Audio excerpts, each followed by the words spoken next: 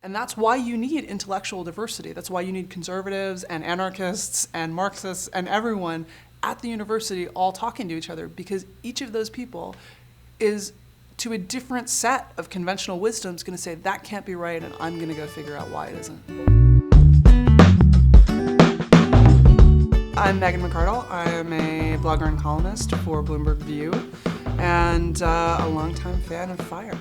The idea of tenure, basically, is that you give someone this permanent job so that they will have the freedom to speak and promote dangerous ideas. And it's an appealing idea. The problem is that the way it's now implemented, your department knows that they're giving you a job where you can say anything, and so what do? They now, the whole process of getting a PhD and then getting a tenure track job and then getting tenure, well, you barely get tenure before you're 35 or 40. You've spent 10 years basically on audition, and so you can never say anything risky during that time. The problem is that young people are the most likely to say something disruptive and interesting. They've spent 15 years basically auditioning for this job and not saying anything that will make their tenure committee angry. So in theory, once they get tenure, they could get to the point where they say, aha, now the fetters are gone.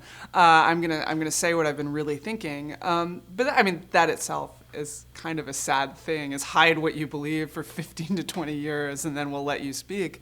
But also, it doesn't really happen. I mean, you talk to professors and they say, I'm hard put to come up with someone who suddenly got more daring once they got tenure, especially because after that, you want to go from associate professor to full professor, and there's all of these roadblocks. And so an institution that was meant to encourage free speech, I think has actually ended up suppressing it, because it's now so hard to get a tenure track job that people are extremely cautious and extremely worried about overturning apple carts.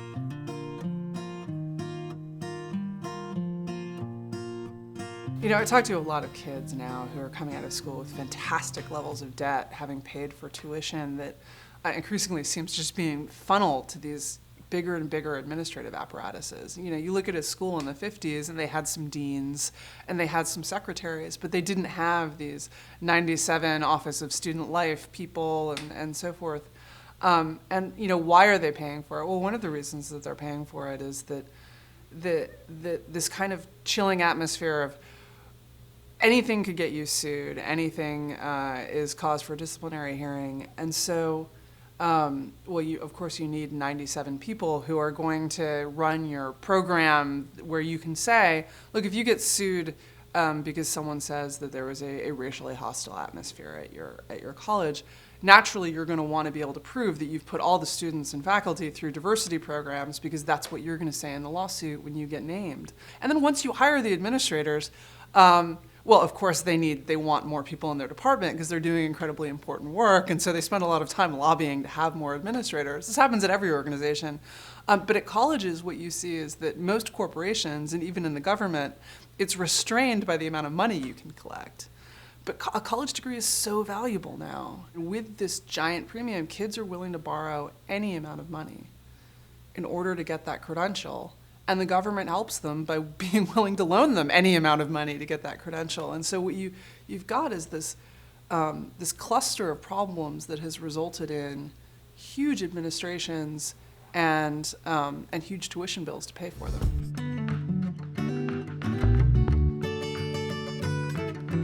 A friend of mine asked me a while back, what do you do when a bad fact enters the data stream? So if someone has reported that X said Y to someone on January 20th, 2008, usually people don't go back and just re-report that. They take that out of the New York Times or the Wall Street Journal and they say it happened, right? And they cite the Wall Street Journal. Well, if the first guy got it wrong, maybe inadvertently, how do you correct that? And I said, we don't have a great way to correct all of that. But what we do have is actually ideological journalism. What we have is people who get this visceral, that can't be right, and they go and they are going to find out why it's not right. That passion. It's disruptive and uncomfortable in a lot of ways, but it's actually what helps uncover a lot of bad facts. And that's why you need intellectual diversity. That's why you need conservatives and anarchists and Marxists and everyone at the university all talking to each other, because each of those people is to a different set of conventional wisdom is going to say that can't be right, and I'm going to go figure out why it isn't.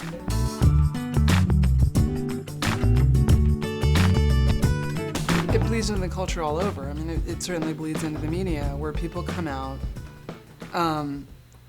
feeling like the fact that they feel angry or offended means that it should never have been said. The fact that they, and of course I get the people who write into me and say, "How dare you say this? Do you understand how hurtful this was to me?" And some of them are really funny, right? Do you understand how hurtful it was to me to say that the minimum wage shouldn't be raised? It's like, well, I'm sorry that hurt your feelings, but I can't really plan around that. You seem to have very, very delicate feelings. Next week, why croissants are bad. You see kids coming out increasingly feeling as if they're supposed to be in this sheltered little world where no one ever says anything offensive. They should learn to make its decisions, but they should also learn to kind of get into the scrum, because the fact is the world is filled with a lot of people who are going to make you angry all the time. Like, I get angry a minimum of 4 times a day just walking around the city and riding the subway. So it seems like you should get the training early to kind of endure that rather than attempt to have a confrontation over it.